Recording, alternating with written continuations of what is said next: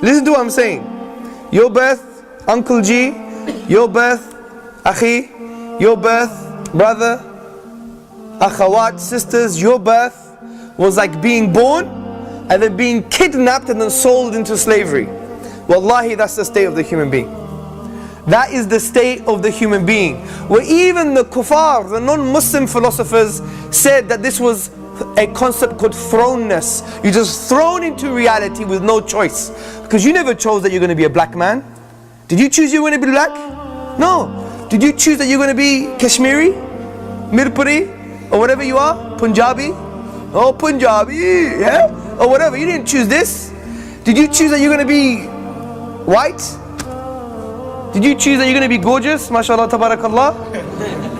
Yeah? I never chose that I was going to be Greek that looks like a Pakistani. Yeah? But wallahi, think about this. Did you have a choice? You didn't even choose that you were going to be a man. Akhawat, sisters, you didn't even choose that you were going to be female. You had absolutely no choice. And by the way, you had no choice concerning your parents. No choice at all. Even your DNA, the biologists talk about that we have DNA. Even your DNA, you had no choice in your DNA, the thing that really shapes your biological makeup. No choice, zero, finished, khalas. And then we think we're free. And we think we're free. We didn't choose our parents, we had no choice. We didn't choose the socio-economic environment where our parents came from. We didn't choose the geography. We didn't choose our lineage. We didn't choose where we came from. We didn't choose our color, our gender, our size, our shape. None of these things. And we think we're free. Which is really ironic that we're living in a society that prides itself over being free. Right? It prides itself over having independent freedom. I can do whatever I want, dress however I want, talk however I want, look however I want, spend my money on whatever I want. That's the thing that makes this society take pride in itself. And yet if you go to somewhere as simple as high school, you'll find a bunch of kids that are dressed almost exactly the same. They're just almost exactly the same. All the hip-hop kids, they look the same. All the goth kids look the same. All the emo kids look the same. It's almost like they go through a uniform. And even the way they talk has to be a certain way to fit in with that crowd. And if you don't fit in with that crowd, then you're an outcast. And so when you look at that, I don't see freedom when I see that. What I see is cultural slavery.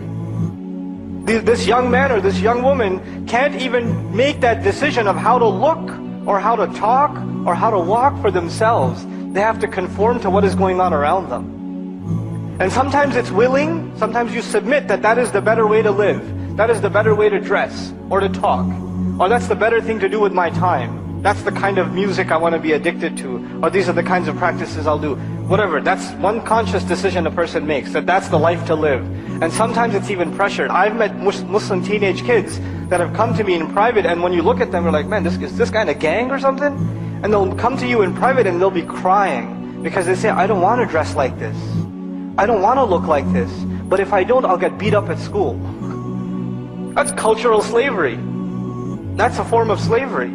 But it's not just about the youth and their, whether they become enslaved to musical culture or entertainment culture and they want to be just like whatever, that famous athlete or musician or actor is. It's beyond that. It's even for older generations. For our older generations, this kind of cultural slavery takes a different texture. It takes a different tone. You did things a certain way in your country or in your society. You saw that your entire life. You want to make sure your family and your children will do things exactly the same way. Whether that's good for them or not doesn't matter. This is how we do things. And the reason we have these issues is because we adopt another social norm. So we're enslaved by the social masses, by the influentials in our culture. So look at this, what we've discussed. You didn't choose your parents, you didn't choose your biology, you didn't choose your society that you're enslaved to as well. You didn't choose social biological conditioning, you didn't choose your DNA, you didn't choose your gender, your color, your parenting, your lineage, your society, your nationality. You didn't. And we're enslaved to our nafs as well, to our carnal, bestial aspects of mankind. So we're slaves. We're slaves. This is it. The only real freedom you have if you shoot yourself. Honestly. Honestly, that's the only act of real freedom. Even the Western philosophers would write essays on suicide. Arthur Schopenhauer wrote an essay on suicide. David Hume, he wrote an essay on suicide. I think some of them really understood the only act of freedom is to kill yourself. That's the state of mankind without purpose. Forget the drink and the alcohol and the fun and games they have. You go underneath that, you scratch the surface, they're just slaves. We're all slaves. But how do we find true liberty?